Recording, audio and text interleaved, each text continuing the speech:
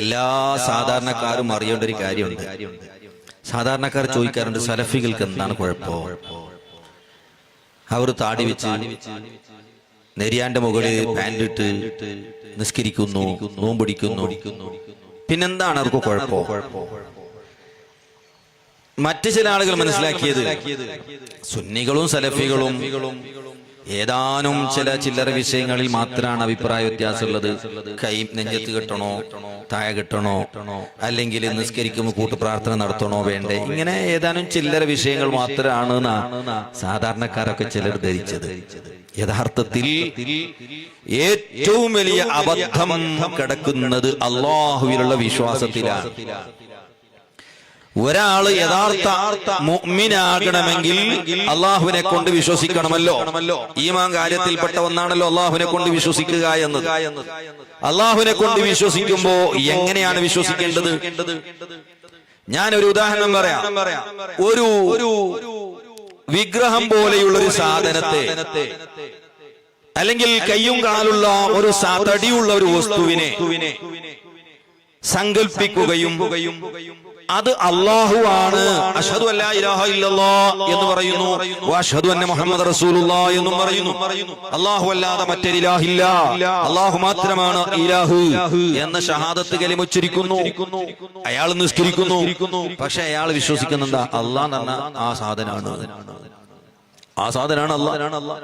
അപ്പൊ ഒരു സാധനം, ഒരു തടിയുള്ള ഒരു വസ്തുവിനെ ഇലാഹാണെന്ന് സങ്കല്പിച്ചിട്ട് ആ അല്ലാഹു അല്ലാതെ ഒരു ഇലാഹില്ല എന്ന് വിശ്വസിച്ചാൽ അവ മുസ്ലിമാവോ? ഇല്ല.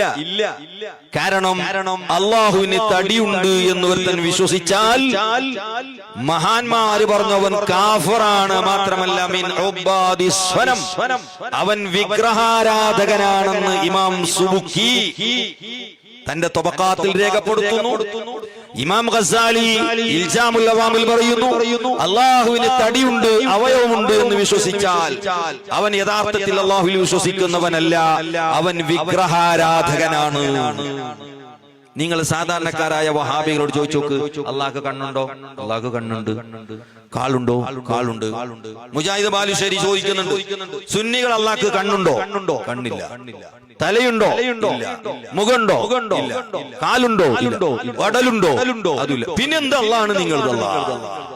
അപ്പൊ വഹാബിന്റെ അള്ളാഹ്ക്ക് വലിയൊരു വലിയൊരു ചന്തി, വലിയ കണ്ണ്, കാത്, ഇങ്ങനെ അവയവങ്ങളുള്ള ഒരു വിഗ്രഹത്തിനെയാണ് വഹാബികൾ സങ്കല്പിക്കുന്നത്.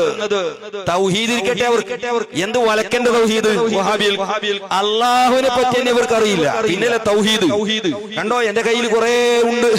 വഹാബികൾ അള്ളാഹിനെ പറ്റി അള്ളാഹ്ക്ക് കണ്ണുണ്ട്, അള്ളാഹ്ക്ക് കാലുണ്ട്, അള്ളാഹ്ക്ക് പിന്നെ ശരീരമുണ്ട്, എല്ലാം എഴുതി വെച്ചത്. പിന്നെ പറയും ആകാശത്തിലാണ് ഇരിക്കുന്നത്, അർശിന്റെ മുകളിലാണ് ഇരിക്കുന്നത്. പാതിരാ സമയത്ത് രാത്രി 12 മണിയാകുമ്പോ അല്ല ചിന്തിക്കുക, ഇപ്പൊ ഇരുട്ടായല്ലേ, ആരും കാണൂലല്ലോ, അതുകൊണ്ട് ഞാനൊന്ന് താഴോട്ട് ഇറങ്ങട്ടെ. അങ്ങനെ 12 മണിയാകുമ്പോ രാത്രി ഭൂമിക്ക് ഇറങ്ങി വരിക. ഇതാണ് വഹാബിന്റെ അല്ലാഹ്. ഈ അല്ലാഹ് നിങ്ങൾ ആലോചിച്ചു, മേപ്പോട്ട് കയറുന്നപ്പോ, ഭൂമിക്ക് ഇറങ്ങിയ അല്ലാഹ് മേപ്പോട്ട് കയറുന്നപ്പോ, കാരണം ഭൂമിയിൽ ലൊട്ടേഷനായി 24 മണിക്കൂർ രാത്രിയും പകലായിക്കൊണ്ടിരിക്കുകയാണ്.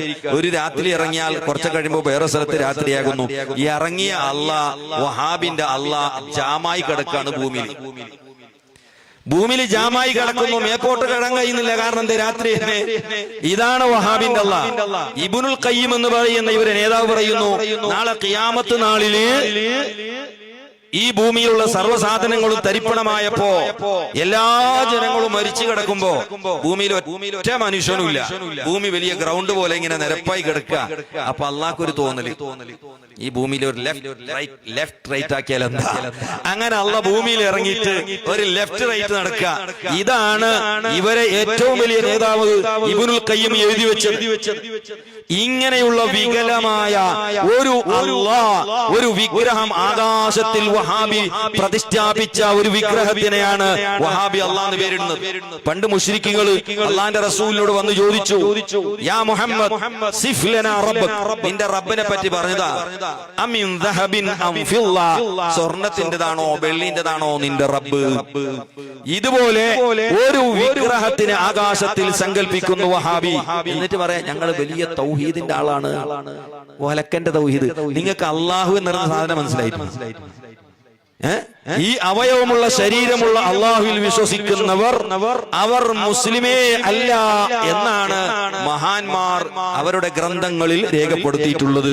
അതുകൊണ്ട് വഹാബിക്ക് എന്താണ് തകരാറ് എന്ന് ചോദിക്കുന്ന ആളുകൾ മനസ്സിലാക്കണം, വഹാബിക്ക് യഥാർത്ഥത്തിൽ മുസ്ലിമീങ്ങൾ വിശ്വസിക്കുന്ന ഒരു അള്ളാഹ് വഹാബിക്ക് ഇല്ലേ ഇല്ല.